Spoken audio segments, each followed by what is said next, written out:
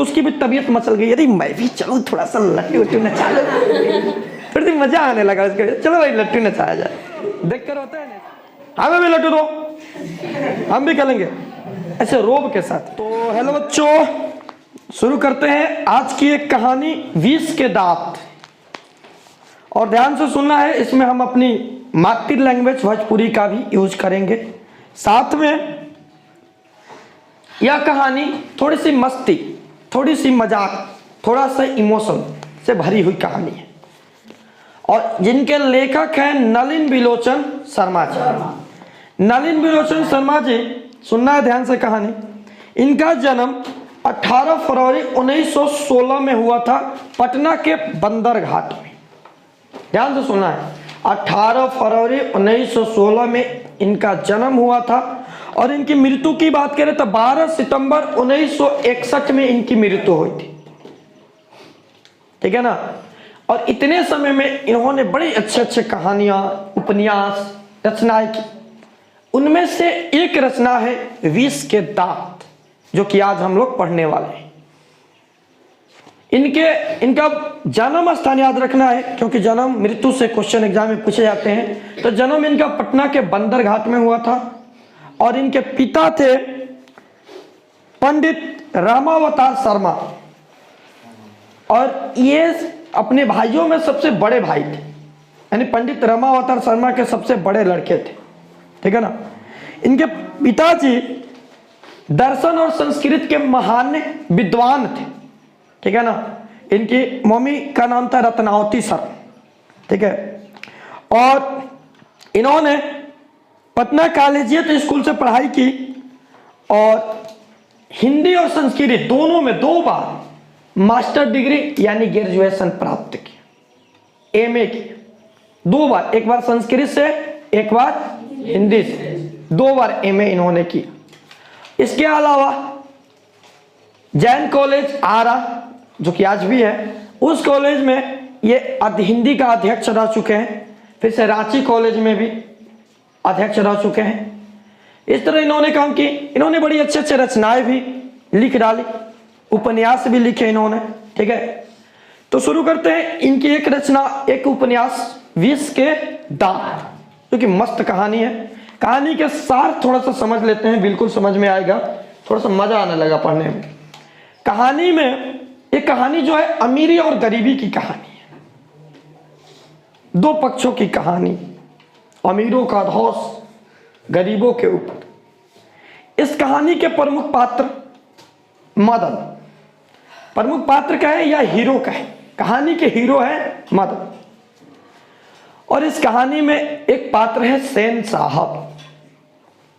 सेन साहब का एक लड़का है जिसका नाम है कासू। कहानी में सेन साहब यही धनपति थे। धनपति के मतलब धनी व्यक्ति कहानी है। ठीक है ना। कहानी के नायक, यहां से भी क्वेश्चन आता है कि कहानी के नायक मदन ही क्यों है? कहानी के नायक है मदन। मदन जो गिरधर लाल का बेटा था। इनके पिता, मदन के पिता थे गिरधर लाल। क्योंकि कहानी के पात्रों को समझना पहले जरूरी है। गिरधर लाल जो कि एक गरीब व्यक्ति थे, और यह सेन साहब की कंपनी में धनपति का काम कर रहे थे। सॉरी, सेन साहब की कंपनी में किरानी थे। ठीक है ना। क्लर्क, किरानी मतलब क्लर्क थे। तो गिरधर लाल सेन साहब की कंपनी में क्लर्क थे, और इसलिए कहीं ना कहीं सेन साहब गिरधर लाल के ऊपर अपना धौंस जमाते रहते। धौंस क्या मतलब? अपनी बातों को मनवाते रहते थे। और गिरधर लाल का एक बेटा था मदन, और सेन साहब का भी एक लड़का था कासू, जिसे खोखा भी कहा गया है। खोखा, खोखी का मतलब होता है लड़का और लड़की, एक भाषा है, लैंग्वेज है। खोखा का मतलब लड़का, खोखी का मतलब लकड़ी, लड़की। ठीक है। तो जिसका नाम है कासू, इसका नाम क्या है? कासू, जो सेन साहब का सबसे दुलारा प्यारा था। इसके अलावा इनकी 5 लड़कियां भी थी, टोटल 6 लड़के थे। 5 लड़कियां, 5, एक लड़के के चक्कर में इनकी 5 लड़कियां हो गई। अब 5 लड़कियों को इन्होंने शासन में, नियम कानून में बांध कर रखे थे। नियम कानून लगा था 5 लड़कियों। लेकिन जब खोखा हुआ ना, यानी कासू, तो इसके लिए सेन दंपति ने अपने सारे नियम बदल डाले। ये कुछ भी करे कोई बात नहीं, डांटते भी थे बहुत बड़ी प्यार से, ठीक है ना। जबकि लड़कियों को उनके लिए पढ़ाई लिखाई हर चीज का अलग एक व्यवस्था था, नियम कानून था। खोखा के लिए सारे नियम कानून इन्होंने तोड़ दिया था। मदन और कासू की लड़ाई होती है कहानी में, और यही लड़ाई जो है कहानी का एक नया रूप लेती है। तो चलिए शुरू करते हैं इस पूरे कहानी को। इतने पात्र हैं कहानी में, और इतने पात्र पे ही पूरा का पूरा कहानी निर्धारित है। इनकी माँ का भी थोड़ा सा किरदार है, लेकिन उनका नाम नहीं आता है, ठीक है। तो शुरू करते हैं इस कहानी को। कहानी है हम लोगों का कि सेन साहब की नई मोटर कार बंगले के सामने बरसाती में खड़ी है। थोड़ा सा आप लोग समझिएगा, बिल्कुल मजा आएगा कहानी में। कि सेन साहब की नई मोटर कार बंगले के सामने बरसाती में खड़ी है। बरसाती क्या होता है? क्या होता है ना, बड़े बड़े बंगला जो होते हैं ना, उनके सामने गाड़ी को रखने के लिए एक छोटा सा झोपड़ी जैसा, कॉटेज जैसा बना दिया जाता है। इसे बरसाती कहा जाता है।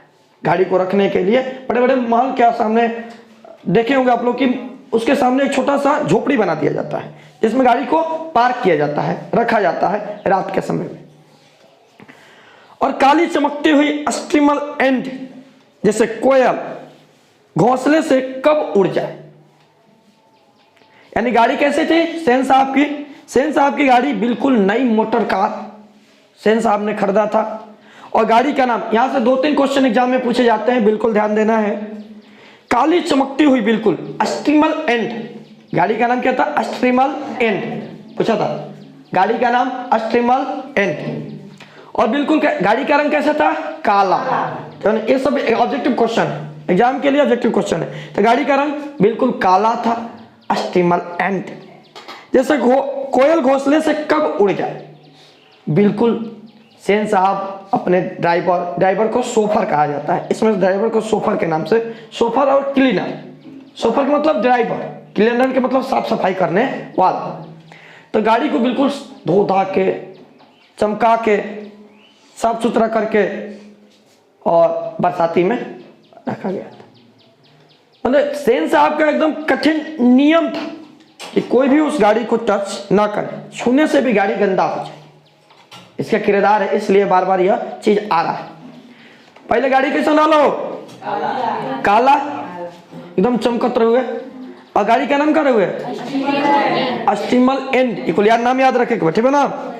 बिल्कुल साफ सुथरा करके बरसाती में खड़ा कर गए। सेन साहब को इस पर नाज है।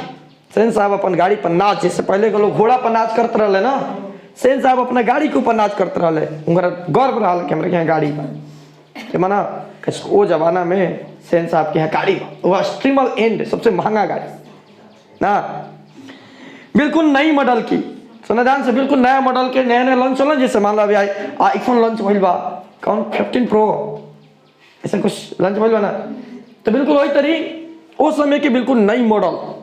जैसे आज बहुत सारे गाड़ी को लॉन्च, फॉर्च्यूनर वगैरह कुल, बोलेरो, पता ना कौन कौन से कुल गाड़ी चलता रही सर, हाँ थार, उसी तरह उस समय की वो बिल्कुल नई मॉडल गाड़ी थी, स्ट्रीमल एंड, ठीक है ना, बिल्कुल काली चमकती हुई, ठीक है ना। उन्होंने 7,500 में खरीदा था। उस समय के बहुत पैसा रहे, आज समय के माने 7.5 लाख, उस समय के 7,500 के बराबर है ना। तो गाड़ी बिल्कुल नई मॉडल के 7,500 रुपया की गाड़ी थी। यहाँ से एग्जाम में बनने वाले क्वेश्चन, पहला क्वेश्चन, गाड़ी का रंग कैसा था? गाड़ी का नाम स्ट्रीमल एंड। कितने की गाड़ी थी? गाड़ी कहाँ खड़ी की जाती थी? बरसाती में, ठीक है ना। बात ना कहीं पर एक धब्बा दिख जाए, काला रंग, चमक ऐसी कि अपना मुंह देख सको, इतना बढ़िया शुक्र है क्लीन साफ कर को खड़ा होखला पर परिवर्तन के कारण मुंह भी दिख जाए गाड़ी के स्क्रीन पर, ठीक है। ध्यान समझिए, सुना, कहीं पर एक धब्बा लग जाए थोड़ा सा भी कहीं पर गाड़ी पर दाग लग जाए तो क्लीनर और सोफर की सामत ही समझो। यदि गाड़ी पर कहीं पर भी धप्पा लागल, दाग लागल, कि समझ जाए कि क्लीनर और सोफर के बारे कहानी जाए जाएगा कि बनो, यानी बहुत सुनी है सेन साहब। मेम साहब की सख्त ताकीद है कि खोखा खोखी गाड़ी के पास ना फटकने पाए। खोखा खोखी मतलब लड़का लड़की। मेम साहब जो डली है उनको पसंद दंपति की पत्नी, वो बिल्कुल अलग डले रहे अपने सब नौकर चाकर के कि खोखा खोखी लड़का लड़की गलती से भी गाड़ी के पास ना जा पाए, ध्यान देवे के बाद क्या मानो गाड़ी के नुकसान ना होके चाहिए। लड़कियां तो पांचों बड़ी सुशील है। अब सेन साहब के यहाँ पर लड़कियों की बात किया जा रहा है, उसके बाद लड़के की बात। सेन साहब की 5 लड़कियां थी, अब पांचों बड़ी सुशील, नियम कानून में रहने वाली, नियम कानून को पालन करने वाली बड़ी सुशील लड़कियां थी। पांचों की पांचों तारी जैसे सो भी लड़कियां तहजीब और तमीज की जीती जागती सूरत हो। तहजीब और तमीज उसे बोला जाएगा यहाँ पर खड़ा रहो तो खड़ा रहेगी, बैठ जाओ तो बैठ जाएगी, ऐसे समझो। लड़कियां नहीं, वो कठपुतलियां है जिसे एक सूत्र के माध्यम से नचाया जाता है। उसी तरह लड़कियों को सेन साहब और सेन मेम साहब यानी उनकी पत्नी के द्वारा चलाया जा रहा था। मिस्टर और मिसेज मतलब मिस्टर सेन और उनकी पत्नी मिसेज। मिस्टर और मिसेज सेन ने उन्हें क्या करना चाहिए यह सिखाया हो या नहीं, लेकिन क्या नहीं करना चाहिए ये बिल्कुल अच्छे से सिखाया था, ठीक है ना। मतलब क्या करे के चाहिए, क्या काम करे के चाहिए ये सिखाया होगा या नहीं, लेकिन यह जरूर सिखाया था कि क्या नहीं करना चाहिए, कौन से काम नहीं करना चाहिए, यहाँ नहीं जाना चाहिए, इनसे नहीं बोलना चाहिए, ये काम नहीं करना चाहिए, ये इसकी तमीज बिल्कुल अच्छे से दी थी। अब क्या करना है वो भले सिखाया हो या नहीं, लेकिन यह जरूर सिखाया गया था कि क्या नहीं करना है। सुनो, इसकी उन्होंने ऐसी तालीम दी है कि बस लड़कियां क्या है, कठपुतलियां है। उन्हें इस तरह से ट्रेंड किया गया है कि वो लड़कियां नहीं है, कठपुतलियां है। और उनके माता पिता को इस बात पर गर्व है कि मेरी लड़की मेरी कहना मानती है। तो हम अपने मम्मी पापा के हर एक बात मन बोलो तो हम मम्मी पापा के तो गर्व रही, और बेटा बेटी हमारा हर एक बात माना था, हर जो जैसे कहते नहीं वैसे चला था। कहिए हमार लड़का करी है या हमार लड़की करी है, जैसे काम वैसे ही चले के ये बात पर उनका गर्व है। वैसे ही सेन साहब और सेन दंपति के अपने 5 लड़कियों के ऊपर गर्व था कि मैं जैसे कहता हूं वैसे ही वो करती है। सुना, वे कभी किसी चीज को तोड़ती फोड़ती नहीं, बिल्कुल सावधानी से काम करती थी। वे दौड़ती है, खेलती भी है, लेकिन सिर्फ शाम के वक्त उनके खेलने के लिए भी एक निश्चित समय बनाया गया है। केवल शाम के शाम में खेले के बस, ठीक है ना, हर चीज की। और चूंकि उन्होंने सिखाया गया है कि ये बातें उनकी सेहत के लिए जरूरी है, और बताया गया है खेलना आपकी सेहत के लिए जरूरी है, इसलिए आप इतना ही समय खेलिए, ठीक है ना। वे ऐसी मुस्कुराहट अपने ओठों पर ला सकती है जैसे सोसाइटी की तरीकाएं भी उनसे कुछ सीखना चाहे तो सीख से उन्हें खिलखिलाकर किलकारी मारते हुए किसी ने नहीं सुना। उन्हें यह भी बताया गया था कि हंसना कैसे है। यदि कहीं पर हंसी वाली बातें आए बस, इससे ज्यादा नहीं। खुलकर हंसने को भी आजादी नहीं थी, किलकारी मारकर हंसने को भी आजादी नहीं थी। बस हंसने की बात आए मुस्कुरा दो, थोड़ी सी चांद निकला। सेन परिवार के मुलाकाती रसक के साथ अपने शरारती बच्चों को खींच कर कहते हैं कि एक तुम लोग हो, एक मिसेस सेन की लड़कियां है। और जब ऐसा लड़का रही है, माता पिता के कहना माने वाला लड़का, नियम कानून में ढला लड़का, तो बगल के पड़ोस अपना लड़का के ताना देवे न करिए। तो हम में से केहू को पढ़े में तेज हो जाए, एगो बगल के पड़ोसी के कोनो लड़का बहु नहीं क्या पढ़ा तो कहिए देख उनका लड़का के फलानवा के लड़का के कहता ना पढ़ाता, एगो ते बड़ा दिन भर तोरा क्रिकेट खेला से फुर्सत नहीं के मिल। तो उसी तरह पड़ोसी एक रहले रसक, तेन अपने लड़कवन के डांटत रहले लड़कियन के कि देखा सर एगो मिस्टर सेन के लड़किया है, कितनी अच्छी कितनी भोली, एगो तोहनी के बार दिन भर बदमाशी बदमाशी बदमाशी। अब फूल का गमला तोड़ने के लिए बना है, तुम लोग के मारे ना वो कहते रसक, बताओ फूल का गमला लिया के दिल में तोड़े खाती तो होने के मारे ना घर में कुछ भी ना रहे। रसक अपना लड़का लड़की के डाटा तरे और सेन साहब के लड़का लड़की से तुलना करते रहे। सो जहां तक सेन परिवार की लड़कियों का सवाल है तो उनसे मोटर की चमक दमक को कोई खास खतरा नहीं था। यानी वो उनको बता दिया गया कि मोटर कार को नहीं छूना है तो नहीं छू, यानी लड़कियों से मोटर कार को बिल्कुल खतरा नहीं था, ठीक है ना। लेकिन खोखा भी तो है, खोखा एंट्री होता कासू के, खोखा के तभी बताइए सेन साहब के सेन दंपति के एक लड़का के हटे कासू जगह नाम है। सुनो, खोखा भी तो है, खोखा जो एक ही है सबसे छोटा है, घर में एक ही लड़का है वो भी सबसे छोटा। खोखा ना उम्मीद बुढ़ापे का तारा है। जब सेन दंपति को यह विश्वास नहीं था कि लड़का होगा, वो लड़के के लिए 5 लड़कियां कर दी, उनको विश्वास ही नहीं हुआ कि लड़का होगा।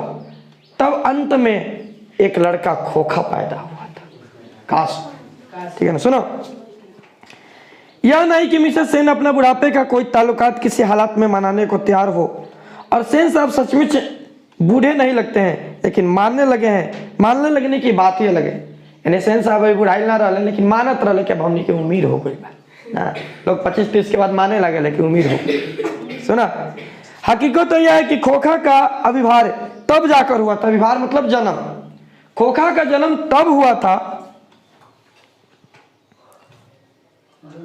जब उसकी कोई उम्मीद दोनों को बाकी नहीं रही थी, माने माता पिता के कुछ उम्मीद ना रहे कि अब हमने के लड़का हो, तब जाके खोखा के जन्म भर अविभारे बैठे, ठीक है ना। खोखा जीवन के नियमों का अपवाद था। ध्यान देना, यह क्वेश्चन का आंसर बनेगा।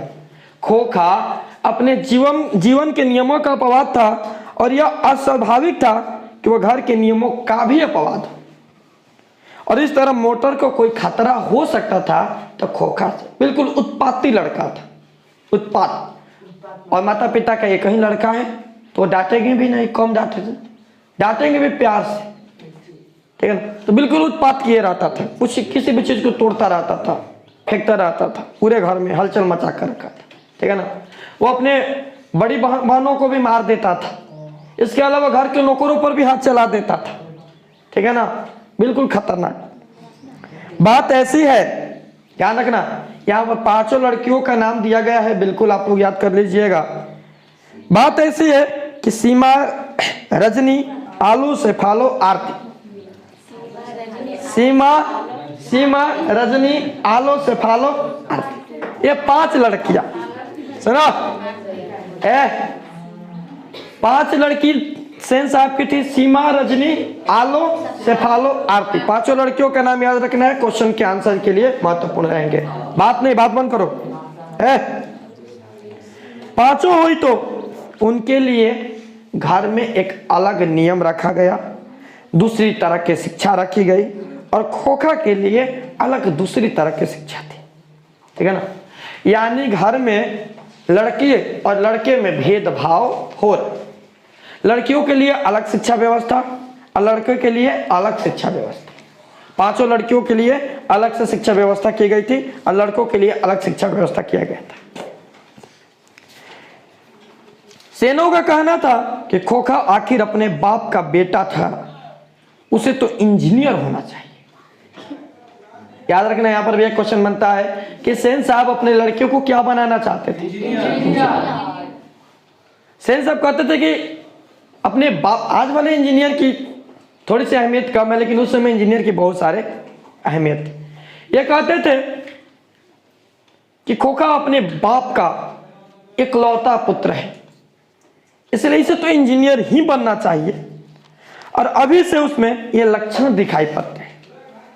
कहते हैं कि इंजीनियर का जो लक्षण होता है ना, वो अभी से इसके अंदर है, ठीक है ना। इसलिए ट्रेनिंग भी ऐसे वैसे ही दी जाएगी। बात यह है कि खोखा के दुर्लभ स्वभाव के अनुसार सेन ने अपने सिद्धांतों को बदल दिया। यानी खोखा इतना बदमाशी करते हुए कि सेन साहब के अपन नियम बदले के पड़ गए, जो नियम लगा रहे घर में सब नियम, गाड़ियों अब छू दी तक दिक्कत नहीं।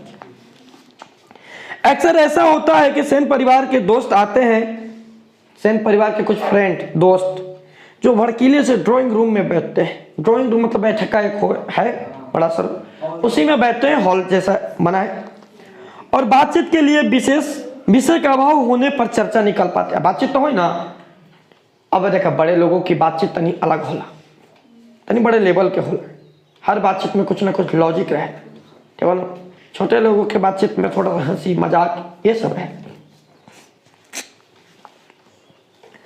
अब बातचीत के खातिर टॉपिक चाहिए, लेकिन टॉपिक के अभाव के कारण यह टॉपिक बन बैठता था कि किसका लड़का क्या करेगा। अब भाई साहब अपने लड़का हमारा लड़का क्या करी, तहार लड़का क्या करी, तू अपने लड़का के क्या बनेगो, ये कुल बात छिड़ जाता रहा। तब सेन साहब बड़ी मौलिकता और दूरदेशी के साथ फरमाते हैं वह तो अपने लड़के को अपने ढंग से ट्रेन करे।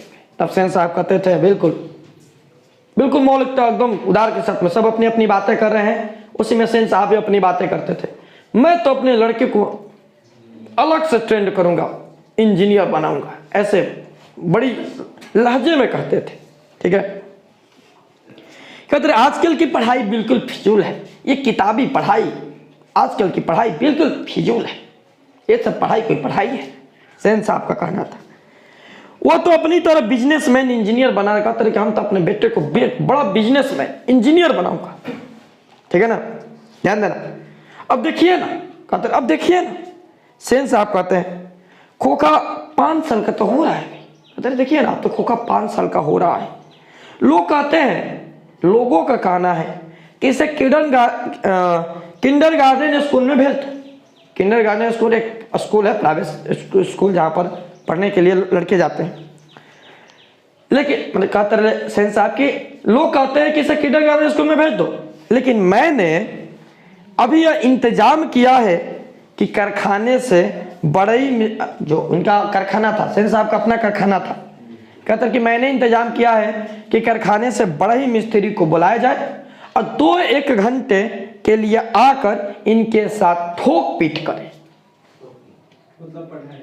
तो पढ़ाई मतलब वो ना, जैसे कुछ बनाए, कुछ ठोक पीट करे, ताकि उसे अभी से ही वो सब पता चले कि हथौड़ा क्या होता है, ये सब क्या होता है। ठीक है ना, और इसमें बच्चे की उंगलियां औजारों से वाकिफ हो जाए, और अभी से ही बच्चे की जो उंगलियां है वो औजारों को समझने लगे कि ये कौन सा औजार है, ये हथौड़ा है, ये पाना है, ये सारी चीज को समझने लगे।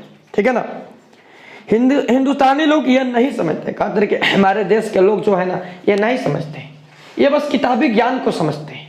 ठीक है ना, एक दिन का वाकया है, एक दिन की बात है कि ड्राइंग रूम में सेन साहब कुछ अपने दोस्तों के साथ बैठकर गपशप कर रहे थे, बातचीत कर रहे थे। उनमें से एक साहब साधारण हैसियत के थे, उनमें से एक मतलब गरीब, थोड़ा सा साधारण, उतने ज़्यादा अमीरों गरीबों नहीं थे, वे अखबार नवीस थे। ठीक है, और सेन के वो दूर के रिश्तेदार भी होते थे, सेन साहब के दूर के रिश्तेदार थे। ठीक है ना, न्यूज़पेपर वाला लिखे वाला रहा है, राइटर, ठीक है ना, न्यूज व्यूज लिखे वाला, अखबार नवीस। ठीक है, साथ में उनका लड़का था, लड़का भी था, जो था तो खोखा से भी छोटा, उम्र में खोखा से भी छोटा था, पर बड़ा समझदार और होनहार मालूम पड़ता था। साधारण परिवार का रहे हैं, अखबार नवीस के लड़का, पत्रकार महोदय, पत्रकार रहे हैं। ठीक है, उनका लड़का रहे जब खोखा से भी छोटा रहे, लेकिन देखे में बड़ा होशियार होनहार मालूम पड़ता। किसी ने उनकी कोई हरकत देखकर उनकी ओर तारीफ कर दी और उन साहब से पूछा कि बच्चा तो स्कूल तो जाता है। पत्रकार महोदय से कोई मित्र पूछलस कि बच्चा स्कूल तो जाता होगा ना। ठीक है ना, बच्चा तो स्कूल जाता ही होगा। इससे पहले कि पत्रकार महोदय कुछ जवाब देते, सेन साहब लेकर बैठ गए। सेन साहब की बड़ी ही एक अजीब बातें थी। वो कोई अपना लड़का के बारे में बात करे तो अपने लड़के की चर्चा लेकर बैठ जाते थे। मैं तो अपने लड़के को इंजीनियर बनाऊंगा, ये करूंगा, वो करूंगा, ऐसे करूंगा, वैसे करूंगा, लंबे लंबे फेंकना शुरू कर देते थे। पत्रकार महोदय के जवाब देने से पहले सेन साहब शुरू हो गए। ठीक है ना, सेन साहब ने क्या कहा, ऐसे भी बड़े बड़े हैसियत वाले लोगों में कोई छोटा हैसियत वाला बैठा हो तो उसको थोड़ा सा सहम कर ही रहना पड़ता है। सुनो, मैं तो अपने खोखा को इंजीनियर बनाने जा रहा हूं रे भैया, और वे ही बात तो दोहराते, कभी थकते नहीं थे, बार बार यही बात थी हर जगह, दिनों रात, कहीं पर भी अपने बेटे, मैं तो अपने बेटे को इंजीनियर बनाऊंगा, उसके लिए मैंने अलग से व्यवस्था कर रखा है, मैं किताबी ज्ञान से परे हूँ, ये सब चीज़ नहीं चाहिए मुझे। पत्रकार महोदय कतनों तो पढ़ा लिखा समझदार व्यक्ति, वो बिल्कुल चुप मुस्कुराते रहे, हंसते रहे। पत्रकार महोदय बिल्कुल हंसते रहे, मुस्कुराते रहे। जब उनसे फिर पूछा गया कि अपने बच्चे के विषय में, पत्रकार महोदय फिर पूछा गया कि अपने बच्चे के विषय में बताइए कुछ, उनके लिए क्या करना चाहते हैं। तो पत्रकार महोदय ने बड़े ही आराम से जवाब दिया, ध्यान से सुनो, सुनना चाहिए सबको। उन्होंने कहा, किताबों तब कुल छोड़ दो लोग, ध्यान से सुनो लोग, यही में भलाई बात। उन्होंने कहा कि मैं चाहता हूं कि वो जेंटलमैन जरूर बने। तो ध्यान से सुन, बोलो, समझ में आ जाए। क्या मानो किताब में मिलावट रहो तो दिमाग रहे ना, सनवे जन बोलते मिलावे के बाद फिर जन्म बोलते नहीं होना, समझ में आए। वह जेंटलमैन जरूर बने। उन्होंने कहा कि वह जेंटलमैन जरूर बने, एक सज्जन व्यक्ति जरूर बने, और कुछ बने, जो कुछ बने उसका वह काम है, उसे पूरी आजादी है। कहते रहे पत्रकार महोदय कि मैं अपने लड़के को किसी काम में बांध कर नहीं रखा हूं कि मुझे वही बनाना है, मुझे डॉक्टर, मुझे इंजीनियर ही बनाना है, मैं ये नहीं चाहता। मैं चाहता हूं कि वो जेंटलमैन जरूर बने, एक सज्जन व्यक्ति बने। सबसे पहले वो जो भी करे वो उसकी मर्जी है, उसको जो अच्छा लगे वही करे। अभी पिछले चैप्टर में हम लोगों ने जाति प्रथा श्रम विभाजन पढ़े थे, तो बताया हम वहां पर इसका प्रमुख तर्क है कि लोग जो है, माता पिता जो है, अपने बच्चे को गर्भ में ही पहले से उसका काम निर्धारित कर देते हैं कि जन्म लेगा तो इंजीनियर बनेगा, जन्म लेगा तो ये डॉक्टर बनेगा। उसी तरह यहाँ पर सेन साहब ने भी अपने बच्चे का, वो बड़ा होगा तो क्या करेगा पता नहीं, लेकिन अभी से ही उसका कार्य निर्धारित कर दिए हैं कि यह इंजीनियर बनेगा। लेकिन पत्रकार महोदय इसके विपरीत आधुनिक तरीका से सोचते हैं और कहते हैं कि मैं चाहता हूं कि वो जेंटलमैन जरूर बने। जेंटलमैन तो सज्जन व्यक्ति, एक अच्छा व्यक्ति जरूर बने, और जो भी करे वो उसकी मर्जी है, उसे पूरी आजादी है। डॉक्टर बनना चाहता है तो डॉक्टर बने, इंजीनियर बनना चाहता है इंजीनियर बने, या जो भी कुछ बनना चाहता है वो बने, मुझे उसे कोई भी दबाव नहीं है, रोक टोक नहीं। सेन साहब इस उत्तर से शिष्ट और प्रच्छन्न व्यंग ऐड कर गए। सेन साहब बिल्कुल चुप, थोड़ा सा क्या करेंगे आराम से, मतलब ऐड कर थोड़ा सा अंदर से गुस्सा होकर रह गए, ठीक है। तभी ये सारे बातचीत होता। अभी तक में हम लोगों ने पढ़ा, सेन साहब के बारे में जाना, सेन साहब के परिवार के बारे में जाना, उनके लड़कियों के बारे में जाना कि कैसे लड़के और लड़कों के में सेन साहब भेदभाव करते हैं, लड़कियों के लिए अलग नियम, लड़कों के लिए अलग नियम, क्योंकि यहाँ सब कहानी में थोड़ा सा रौनक आएगा। यहाँ सब हीरो की एंट्री हो रही है, नायक की, ठीक है ना। इसके बाद हमने जाना कि सेन साहब अपने बेटे को क्या बनाना चाहते हैं। सेन साहब के दोस्त आए, बड़े से भड़कीले ड्राइंग रूम में बैठे, वहाँ पर बातचीत छिड़ी, सब अपने अपने बच्चों के बारे में बता रहे थे कि मेरा बच्चा क्या बनेगा, मैं अपने बच्चों को क्या बनाना चाहता हूँ। सेन साहब अपने बच्चों को इंजीनियर बनाना चाहते थे, और इस बात को दोहराते हुए कभी थकते नहीं थे, ठीक है ना। इसके अलावा पत्रकार महोदय अपने बच्चे के ऊपर छोड़े, वो चाहते थे कि वो जेंटलमैन बने, जो भी काम करे वो उनका काम हो, उनका निर्धारित हो, जैसे भी करे कुछ अच्छा करे, उसे पूरी आज़ादी है अपने अनुसार काम करने की, ठीक है ना। इसके बाद कहानी में थोड़ी सी मोड़ आएगा। ये सारे बातचीत तो होते ही रहती है, तब तक बाहर थोड़े से शोरगुल सुनाई देता है, हल्ला गुल्ला सुनाई देता है। अब से ऐसी बात है कि भाई रूम में बैठकर हम लोग यहाँ पर पढ़ रहे हैं, बातें कर रहे हैं, अब बाहर कुछ हल्ला गुल्ला सुनाई देगा तो जाकर दौड़ कर देखेंगे क्या बात है, क्या हुआ, अरे क्या भाई भैया बाहरी जाकर पूछम जाना, तो ध्यान दो। तभी बाहर शोरगुल सुनकर सेन साहब उठने लगे, और तभी उनके मित्रों ने भी जानने की इच्छा प्रकट की। सबको भाई सेन साहब गए बाहरी, उनके मित्र भी गए बाहरी, सब बाहर आए। बाहर आए तो देखे उन्होंने कि बाहर सेन साहब का सोफर यानी ड्राइवर, सेन साहब के ड्राइवर और एक औरत से उलझ रहा था, एक औरत के संग झगड़ा करता। सेन साहब के ड्राइवर, सोफर मैंने ड्राइवर, एक औरत के साथ उलझ रहा था, झगड़ा कर रहा था। याद रखना, सोफर का अर्थ ड्राइवर, ऑब्जेक्टिव क्वेश्चन है सब। औरत के पास एक 5-6 साल का बच्चा खड़ा था, एगो औरत रहे हुए ओकर संगे सोफर जो झगड़ा करते रहे हुए, एगो छोटी चुकी लड़का रहे हुए 5-6 बरिस के जो औरत के साथ में खड़ा रहे हुए। वास्तव में 5-6 बरिस के जो लड़का बा हुए मदन है, और औरत जो संगे लड़ाई हो रहा वो मदन के मम्मी है, ठीक है ना। बाहर सेन साहब सोफर के औरत के साथ उलझ जाता, 5-6 साल का लड़का खड़ा था जिसे वो रोकने की कोशिश कर रही थी। लड़का जो है था तो 5-6 बरिस का, लेकिन बार बार सोफर को मारने के लिए लपक रहा था, बार बार बाहर को छोड़ा कर। आज भोजपुरी में एक शब्द है छरनियान, तो छरनिया कर वो सोफर को मारने के लिए लपक रहा था, और उसकी माँ उसे खींच कर अलग कर रही थी। आज तो मारिए दे में कर रखे, छोड़ो ना हमारा कहता नहीं। क्योंकि बच्चा जो है बार बार सोफर की तरफ झपटता था। आज मार में रखे, मार, अरे बिहार वाले होते हैं ना, मार, उसी तरह। सेन साहब को देखकर औरत सहम गई। जब सेन साहब बाहर आए, सेन साहब एक बड़े आदमी थे और एक मालिक भी थे कंपनी की, और उन्हीं के कंपनी में उनके पति गिरधर लाल नौकरी भी करते थे। तो सेन साहब को देखकर थोड़ी सी सहम गई, रुक गई। सोफर ने साहब की ओर बढ़कर अदब के साथ कहा कि देखिए साहब, सोफर जो था साहब की ओर बढ़ा, थोड़ा सा अदब मुड़ी नीचे किया और नीचे करके देखिए कहा कि देखिए साहब, मदन गाड़ी को छू रहा था, मदन जो है गाड़ी को छू रहा था, गाड़ी को गंदी कर रहा था। अब मैंने माना किया तो जा मैंने उसे पकड़कर अलग कर दिया, तो इस पर मुझे मारने के लिए दौड़ा, ठीक है ना। लेकिन वास्तविकता ही ना रहे, जितना बात बतेले सतने बात ना रहे, कुछ और बात ही था। चूंकि मदन जो है गाड़ी के छुए गए रहे, छुअत रहे। अब ऐसे सामान्य से बात पर कि भैया गाड़ी खड़ा रही, तो हम कोई भी व्यक्ति जब जाला तो ऐसे छोट लड़कन के आदत ऐसे गड़िया पाता हुआ करत जाला, ठीक है ना।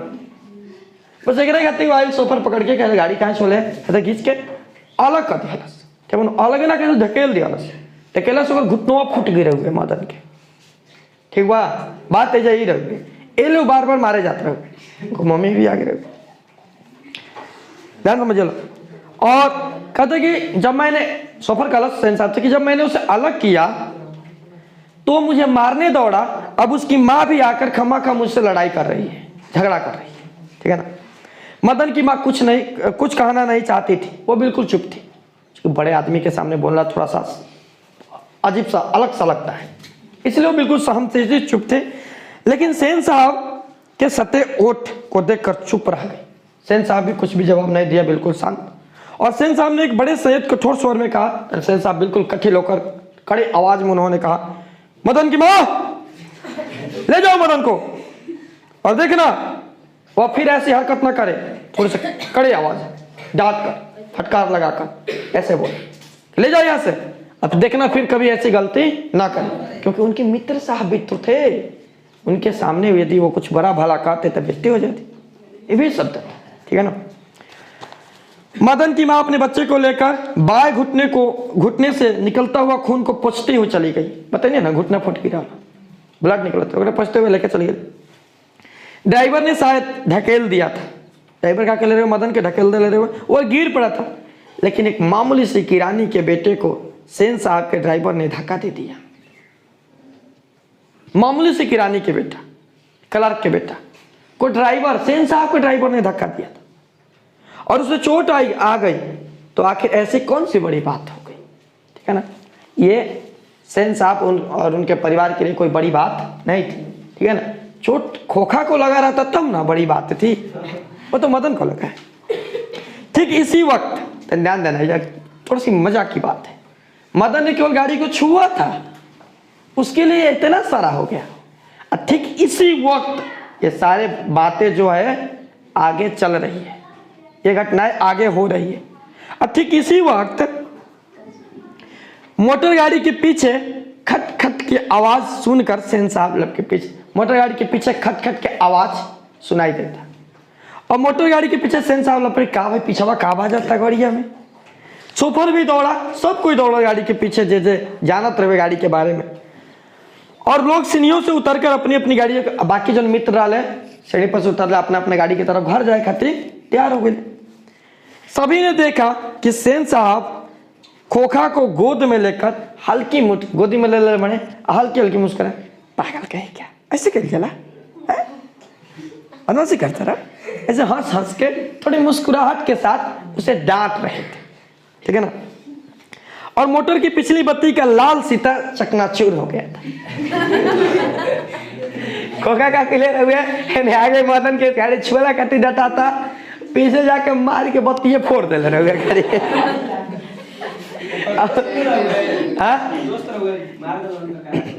खोखा सेन साहब का लड़का कासू, ठीक है ना, और बत्ती फूट गए रहे तो सेन साहब उठा को करके धीरे धीरे मुस्कुराहट के साथ डांटत रहे हैं, बिल्कुल हल्की हल्की आवाज में। सेन साहब ने अपने मित्रों को संबोधित करते हुए कहा, अब मित्र लोग तो देखते बने सब कुछ, देखते हुए कहा कि देखो आप लोग, देखा सेन साहब को बात कबो ना भुलाते रहे कि मैं अपने बेटे को इंजीनियर बनाऊं। सेन साहब जाके अपने मित्र के पास में कहा कि देखिए आप लोग, देखिए ये बड़ा शरारती हो गया है कासू, मोटर के पीछे हरदम पड़ा रहता है, उसके कल पुर्जे में अभी से इतनी इसको दिलचस्पी है, कल पुर्जे मतलब नट भाल्टू में अभी से इसका इतना मन लग रहा है, क्या बताऊं मैं आपको, ध्यान समझिए लो। शायद देखना चाह रहा था, शायद यह देखना चाह रहा था कि आखिर इस बत्ती के अंदर क्या है, इस लाइट के अंदर क्या है, इसलिए इसने लाइट को तोड़ डाला, ठीक है ना। माने उसमें भी, उसे तोड़ने में भी सेन साहब को अपने बेटे के अंदर इंजीनियर नजर आ रहा था। सेन साहब खोखा को जमीन पर रखकर अपने दोस्तों के साथ उनकी कार की ओर चले। थोड़ी सी और यहाँ पर मस्ती आएगी, जमीन पर नीचे उतार दे रहा अपन लड़का के, उतार के गाड़ी के संगे संगे गए, ठीक है।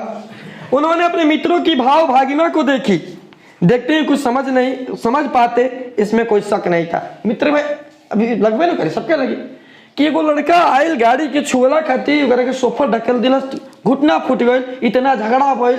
सेन साहब ऐसे बोल रहे ना, इंकर ले क्या गाड़ी के बत्ती फोड़ दिया, तब कौन इंजीनियर सुना है। मिस्टर सिंह अपनी कार के पास पहुंचे, बात ना, मिस्टर सिंह अपनी कार के पास पहुंचे और सेन साहब को नमस्कार कर दरवाजा खोलने के लिए बढ़े और फिर रुके। मिस्टर ध्यान समझो लो, सिंह उनके दोस्त थे, अपने कार के पास पहुंचे जाने के लिए, घर जाने के लिए, कार की दरवाजा खोला, फिर वहीं पर रुक गए, दरवाजा बंद कर दिया।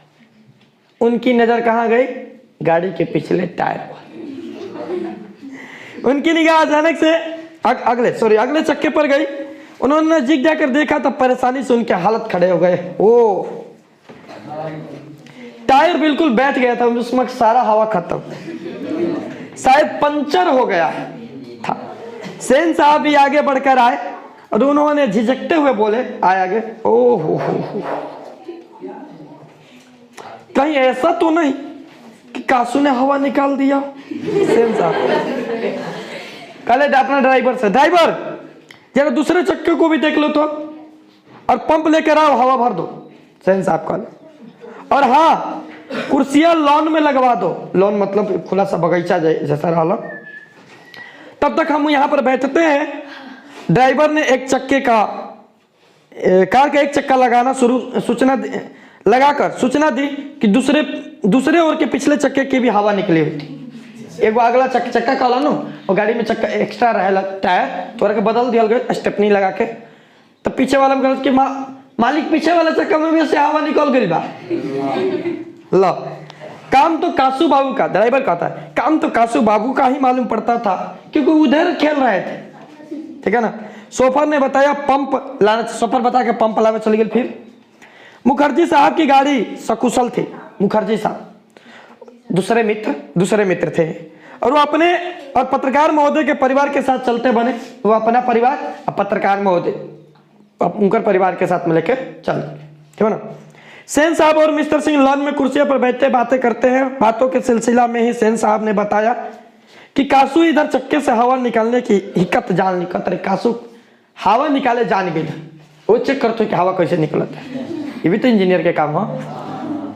और मौका मिलते ही शरारत का कर गुजरा, और उनका अपना ख्याल था कि उनकी इस हरकतें को देखकर यह साफ मालूम होता है कि इंजीनियरिंग में दिलचस्पी का, कि ये सब देख के बत्ती फोड़लस, हवा निकलस, तो सब देख के हमारा साफ बुझाता कि इंजीनियर के लक्षण बा, गुण बा, लड़का इंजीनियर बा नहीं।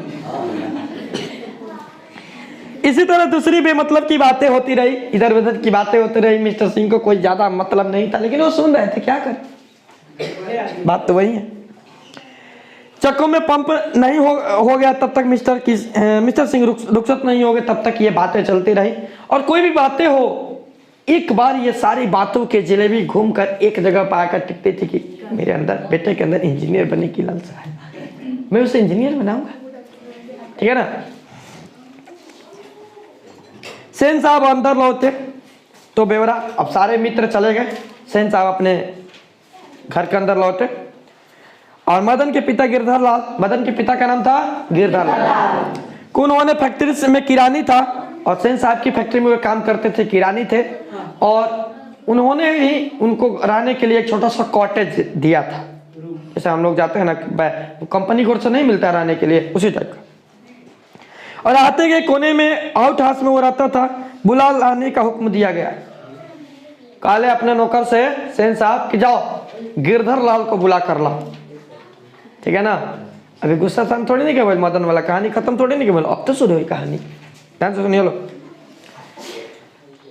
गिरधरलाल आया, गिरधरलाल को बुलाया गया, गिरधरलाल आया, सेन साहब के सामने सिर झुकाकर खड़ा हो, जैसे सेन साहब आयल गिरधरलाल आए के सेन साहब के सामने है, दोनों हाथ ऊपर इस तरह चढ़ाकर, जैसे खून के जुर्म में कोई मुजरिम खड़ा होता है, उसी तरह गिरधरलाल सेन साहब के सामने खड़ा था, बिल्कुल ध्यान से सुनना आप लोग। जैसे जज के सामने खड़ा हो, सेन साहब ने ठंडी बेहोश आवाज में शुरू किया, सेन साहब बिल्कुल सुस्ता के, देखो गिरधर, सेन साहब ने शुरू किया, देखो गिरधर, ठीक है ना। मदन आजकल बड़ा शोक हो गया है, शोक मतलब है मनसोख, ठीक है ना। मदन आजकल बड़ा मनसोख हो गया है, अब मैं तुम्हारी और उसकी भलाई चाहता। सेन साहब कह रहे हैं, सेन साहब की आवाज है कि देखो गिरधर, मदन जो है ना आजकल बड़ा मनसोख हो गया है, अब मैं तुम्हारी और मदन की भलाई चाहता। कि मैं मदन और तुम्हारा भलाई चाहता हूं, मैं तुम्हारी और उसकी भलाई चाहता हूं। गाड़ी को गंदा किया वह अलग, अमाना करने पर ड्राइवर को मारने दौड़ा और मेरे सामने भी डरने से उसकी वो झपटता रहा। कहा तेरी गाड़ी गंदा किलस वो अलग बात बा, और ड्राइवर माना किलस तो करके मारे खाते दो गोला, और ये सब तो बात के बात बा, जब हम आगे बनी तब हमरो सामने करके मारे दो गो था, सारे बात बतैले सेन साहब कह रहे गिरधरलाल की, और कहले कि ऐसे ही लड़के आगे चलकर गुंडे चोर और डाकू बनते हैं। यदि ना सुधरवा अपने लड़का के नु तो ऐसने लड़का आगे चल के गुंडा चोर डाकू बनेला। गिरधरलाल कभी कभी जी कहते तो बीच बीच में कहते जी जी, ऐसे हुकारी होला ना हूँ वैसे ही हुकारी भर देता था। सेन साहब की भाषण जारी था, सेन साहब बहुत सारे बातें सुनाए, और तू अच्छा नहीं होगा, ध्यान दे लो, और उसकी हालत क्या होती है तुम जानते हो, उसे संभालने की कोशिश करो। सेन साहब ने धमकियां भी थी, फिर ऐसी बात हुई नु तो अच्छा नहीं होगा, बिल्कुल सेन साहब ने ऐसी बात कही।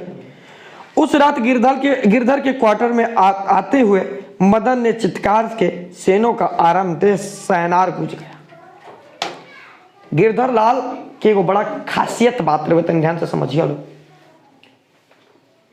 जब भी कुछ सूचना मिलत रहा नो, या जब भी कुछ भी मिलत रहा न्यूज बदमाशी के मदन के, तो गिरधर जाय के घर पर मदन के बड़ी मारी मारत रहो, तबाक मार के बनाती, मार लाता, मारी मुकर, बड़ी मारी मार, है ना। और महल से कुछ ही दूर पर घर रहे हुए, जब गिरधर घर गए इतना मारी मरलस नो मदन के, और मदन चिल्लात रहे जतने पिटात रहे उतने, ओकर चिल्लाए के आवाज जब सुनलस सेन साहब सुन ले, ठीक है, शांति मिलत रहे, आराम मिलत रहे, चल आराम के खलल पड़ने पर कुछ झुझलाकर पिता सेन ने अपने धर्म पत्नी, ये बात जब वो पीट रहा था, ये बातें सुनकर या अपना पत्नी से कहा, तेरे सेन साहब समझदारी की बात कही है। गिरधर खुद समझदार आदमी, गिरधर बहुत ज्यादा समझदार आदमी है, चलो पिटत रहे ना। उसकी बीबी ने ही उसको लड़के को बिगाड़ के रखा है, ओकर पत्नी ही ओकर लड़का के बिगाड़ के रख ले है। मदन तो बहुत समझदार हो। मदन की यह दावा है, मेरी तबीयत हुई थी कमगत को खाल उड़ेर दो, कहता कि हमारा तो मन कैले रहे वही करी नो कि कमगत के खाल उधेड़ दी मार के मदन के। लेकिन गिरधर ने ऐसी कड़ाई जारी रखी थी, गिरधर ऐसा ही कड़ाई रखले रही नु तो शायद ठीक हो जाए, सुधर जाए मर्द। इंग्लिश में एक लाइन बोल रहे कि spare the rod and spoil the child. ऐसे ही कड़ाई रही तो बिल्कुल सुधर जाएगा, ठीक है ना। माता सेन की नींद उछट गई। उसने मदन की कतार चिलचिलाहट के ज्यादा उसके पति की कड़वा के पर खी जा रही थी।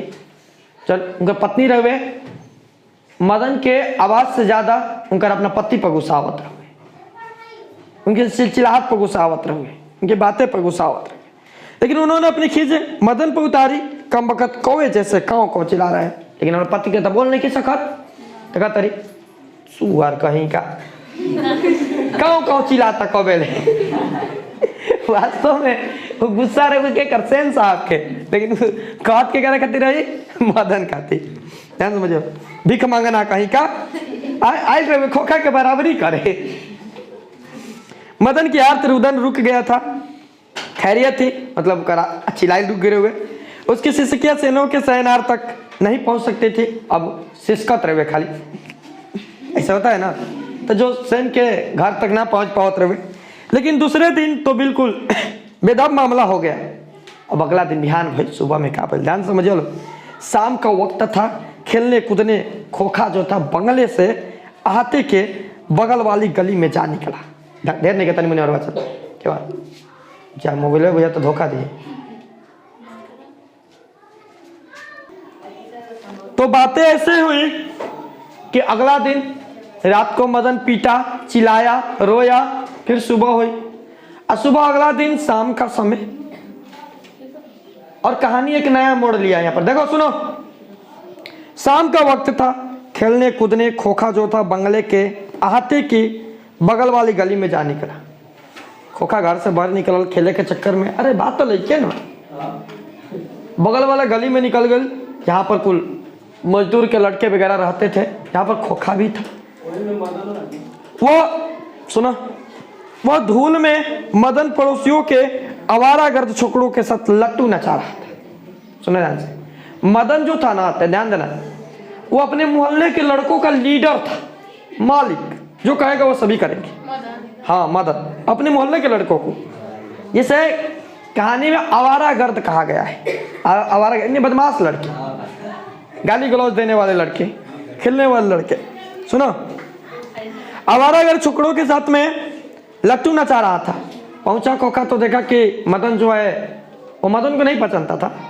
मदन जो अपने आवारागर्द छोकरों के साथ में लट्टू नचा रहा था। खोखा ने देखा तो उसकी भी तबीयत मचल गई, अरे मैं भी चलूं थोड़ा सा लट्टू वट्टू नचा लो। फिर मजा आने लगा उसके, चलो भाई लट्टू नचाया जाए। देख कर होता है ना ऐसा। हंस कौवे की जमात में शामिल हो, लेकिन ये लग गया। हंस कौवे की जमात में मतलब क्या, यहाँ पर लेखक ने खोखा को हंस कहा है, बाकी सब बच्चों को कौवे कहा है। मतलब एक धनी लड़का एक गरीब के टोली में जाने के लिए ललच गया, ठीक है ना। हंस कौवे, एक क्वेश्चन है ये, हंस कौवे की जमात में शामिल होने के लग के व्याख्या करना है, ठीक है ना। लेकिन आदत से लाचार, वो बड़े रोब के साथ मदन से कहा। उसका आदत था ना, खोखा का आदत था घर में पहले से, वो अपने नौकरों को बड़ी रोक से बुलाता था, मदन लाल, गिरधर लाल, ऐसे बोलता था। अपने उसका आदत था, अपने नौकरों पर हाथ छोड़ देता था, अपनी बड़ी बहनों पर हाथ छोड़ देता था, मार देता था, रोब से बोलता था, ठीक है ना। उसके अंदर ये सारे चीज पहले से था। सुना, वो रोब के साथ मदन से कहा, हमको लट्टू दो, हम भी खेलेंगे। मदन से कलश के हमको लट्टू दो, हम भी खेलेंगे। जा कलश के, मदन हमें भी लट्टू दो, हम भी खेलेंगे, ऐसे रोब के साथ। सुना, अब मदन को तो पहले से ही गुस्सा था पूरे सेन परिवार पर। उसके लिए वो पीटा भी था, ड्राइवर के द्वारा झगड़ा भी हुआ था, घुटना भी फूटा था, पिताजी से भी लात खाया था। सुनो, दूसरे लड़के को कोई खास उर्ज नहीं थी, बाकी सब लड़कन के कोनो खास मतलब ना रहा। होने से कुछ ना भरे हुए होने के क्या पता कौन मतलब ना। वे खोखा को अपनी जमात में ले लेने की फायदा और नजरअंदाज को नहीं कर सकते। ठीक बात, खोखा के ले लिया जाए, कैसे मालिक के लड़का हो, मालिक के लड़का हो तो तनी ज्यादा वैल्यू उदेत रहा। लेकिन मदन के नजर में कोनो वैल्यू ना। सुनो, पर उनके अपमानित प्रतिलड़ित लीडर मदन, लीडर बताइए कि मदन जो है लीडर हुए, मदन को यह बात मंजूर हो सकती थी। उसने छूटते ही जवाब दिया। मदन से लट्टू मंगले तो जवाब दिला, कह भाग यहाँ से। बड़ा यार लट्टू नचाने वाला, भाग। मैं भी लट्टू तेरे, जा अपने बाबा की मोटर गाड़ी पे जाके बैठ। मदन कह रहा आज बड़ा लट्टू न चाहिए, जाके अपने बाबा की मोटर गाड़ी पे जाके बैठो चुपचाप, लट्टू न सब जाए पड़े। ध्यान दिलो। अब कासू के तनी गुस्सा आ गई, कासू तनी तैस में आ गई, तो ना देवे तो लट्टू, तो ना दे। वो इसी उम्र में अपने नौकरों और बहनों पर हाथ चला देता था, पहले ही मैं बचा चुका हूँ। और क्या मजाल कि उसे कोई कुछ कर दे, और चूंकि मालिक हो, छोटे साहब हो, तो घर के नौकरों ना बोलत रहे, बहनियों ना बोलत रही, सुन तो अपने नियम कानून में। उसने ना आओ देखा ना ताओ, उसे गुस्सा में आगे पड़े, ना देवे कुछ ना देख, ना आओ ना ताओ। अब मदन को एक घूसा रच कर दिया, ले के कासू, मदन को एक घूसा। चोर गुंडा डाकू वाला मदन, जिसको उपाधि मिली थी चोर गुंडा डाकू बनेगा, वह मदन भी कब मानने वाला था। वो कहता बोलो तो क्या को लड़का को तो पते बराती खाना हम लात खाई नहीं हो मारम तो बता रहे। हाँ वो झट कासू को पटूट पड़ा, वो कल धक कर कासू के पकड़ के एकदम दोनों के बीच में भयंकर युद्ध हो गई, शुरू मारा मारी शुरू। दूसरे लड़के जरा हट कर द्वंद की मजा ले, बाकी से कुल लड़का वाला दोनों के मार मदन मार मार कासू मार, तो साइड में मजा लेते रहा सुन, ठीक है। लेकिन यह लड़ाई हड्डी और मांस की, बंगले के पिल्ले और गली के कुत्ते की लड़ाई, ये लड़ाई हड्डी और मांस की लड़ाई थी, बंगले के पिल्ले और गली के कुत्ते की लड़ाई, ठीक है ना। मतलब ये लड़ाई अमीरी और गरीबी की लड़ाई थी। आते में यही लड़ाई रहती तो कासू शेर हो जाता, ठीक है ना। ये लड़ाई अमीरी और गरीबी की लड़ाई थी। यदि यही लड़ाई कासू के गली में हुई होती तो कासू शेर हो जाता, क्योंकि वहां पर मदन कुछ नहीं कर सकता था। लेकिन ये लड़ाई तो मदन के गली में हुई है। आना मेरे गली, अपने गली में तो कुत्ते भी शेर होते हैं। वहां से तो 1 मिनट बाद और रोता हुआ जान लेकर भाग निकला। कासू वहां से रोते रोते जान लेकर भाग निकला 1 ही मिनट के बाद। महल और झोपड़ी की लड़ाई में अक्सर महल वाले ही जीतते हैं। थोड़ा सा यहाँ पर ज्ञान की बातें दिया गया है कि महल और झोपड़ी यानी अमीर और गरीब की लड़ाई में अक्सर अमीर वाले ही जीतते हैं, क्योंकि पर उसी हालत में जब दूसरे झोपड़ी वाले उनकी मदद के खिलाफ होते हैं। अब यही में क्या हो जान लो, अब मदन गिरधर लाल के उनकी लड़ाई भाई, तब बाकी सब झोपड़ी वाले लोग क्या करिए, बाकी सब झोपड़ी वाले लोग सेन साहब की ओर से बोले हाँ गिरधर वैसे नहीं भी करोगे, ओकर लड़का वो ऐसे है, चोरे गुंडा हवासन में क्यों ओकरे बिरादरी के रोक, वह चपलूसी करिए जान के कि हमारा तरफ सेन साहब के ध्यान थोड़ा सा ज्यादा रहो, ठीक है ना, समझ में आ गए। लेकिन बच्चे तो इतनी अकल कहाँ, उन्होंने ना या धर्मीय लीडर की मदद की जो लड़का को लासन संगे खेले वाला, ना तो अपना लीडर के मदद कैला सन, ना माता पिता के मालिक लाडले की, ना कासू के केहू के मदद ना कैला सन। और अंततः लड़ाई खत्म भइल, सब तुरंत भाग गिला सन, एकदम जैसे बदरी फाटेला वैसे मैं भाग गिला सन तुझे। उनके आता पता ना लगल कहाँ भाग गिला सन कि आई सेन साहब वही चाहिए लड़के हुआ आई, हमने पूछे के लड़ाई कैला सा का भइल लड़के, मैं भाग हम ना रही। मदन घर नहीं लौटा, लेकिन जाता ही का मदन के पता रहे पर तो मारी के हम दूगो दांत मरल रहे के दांते दूगो टूट गिरे आगे नीचे भी आई। मदन को पहले से ही पता था कि आज घर पर जाने के बाद मार पड़ेगी। वो घर नहीं लौटा और इधर उधर मारता फिरा। फिर भूख लगी तो गली के दरवाजे से, भूख लगी तो खाना तो खाए के पड़ी ना, तो गली के दरवाजे से आहिस्ता आहिस्ता घर में घुसा। और उसके लिए मार खाना मामूली सी बात थी, मार खाना उसके लिए मामूली सी बात थी। और डर था तो यही कि आज मार और दिनों से भी बुरी होगी, कैसे कि आज खोखा के संग लड़ाई भरे हुए, कासू के संग लड़ाई भरे। आओ तो नीचे रहो। मां नहीं थी, बगल के सुनने वाले कमरे में बातचीत, ध्यान सुन लो, पीछे के दरवाजे से अंदर पहुंचा। और अंदर पहुंचने के बाद वहां पर पीछे के दरवाजे से आहिस्ता आहिस्ता अंदर पहुंचा। पहले वो रसोई घर में घुसा, फिर मां नहीं थी, बगल के सोने वाले कमरे में बातचीत की आवाज सुन रही थी। इत्मीनान के साथ भरपेट खाना खाया, फिर दरवाजे के पास जाकर अंदर की बात सुनने की कोशिश की। उसे बड़ा ताज्जुब हुआ, उसके बाबू गरज तरज नहीं रहे थे। उसके पिताजी बिल्कुल चुप थे, शांत थे। उसकी अम्मा ने कोई बात पूछी जिसे वो ठीक से सुन नहीं रहा सका, तो उसे उसके बाबू ने झल्लाकर कहा, क्या रे भाई, बतलाया तो साहब ने सिर्फ यही कहा, आज से तुम्हारी कोई जरूरत नहीं है। का बोल रहे कि सेन साहब गिरधरलाल के बोलेले रहे, कल रहे काम करे, आज से तार नौकरी खत्म, आज से तू घरे जा, ठीक है ना। कल से मकान छोड़ देना और अपनी तनख्वाह ऑफिस ले लेना। मदन के काम की कोई बात नहीं हो रही थी, उसकी सजा की तबीयत होती रहती तो उसे सुनने की कोशिश हुआ करता। मदन के लायक कुछ बात ना होते रहे। गिरधरलाल कुछ भी ना मदन के कले रहे हैं, डायरेक्ट कले रहे कि भैया गिरधर से कि तू ऐसे साहब गिरधर से कि तू जा घरे, तार काम हम नहीं के, ठीक है। वह दबे पांव बरामदे में रखी चारपाई की तरफ सोने से चला। अंधेरे में उसका पैर लोटे से लगा। लोटे की छन छन आवाज सुनकर गिरधर बाहर निकला और मदन की अम्मा उसके साथ थी। मदन चौकर घूमा और मार खाने की तैयारी में अपनी छाती को इस तरह कर लिया कि पिटिए, शुरू कीजिए। मदन चौकर घूमा और मार खाने की तैयारी में छाती को आगे करा। मदन अक्सर अपने पिता के हाथों से पिटता था और पिटने पर रोता भी था, मगर बहादुरी के साथ रोता भी था, बहादुरी के साथ। गिरधर निसहाय निष्ठुरता के साथ मदन की ओर बढ़ा।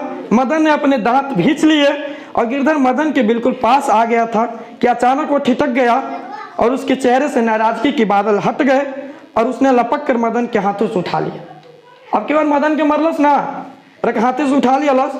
और मदन हक्का वक्का होकर अपने पिता को देख रहा था।